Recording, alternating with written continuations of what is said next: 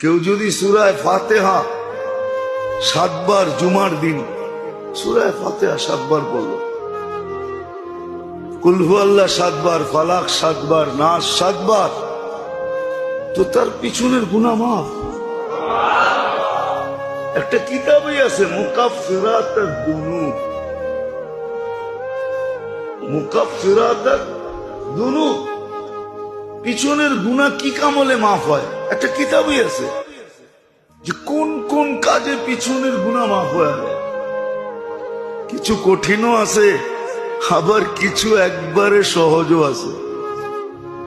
একবারে সহজ দেখাই, কষ্টদায়ক একটা সুইও যদি রাস্তার থেকে সরায় দিল তো পিছনের গুনাহ মাফ।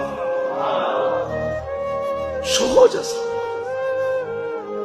সহজও করছে। কেমন সহজ?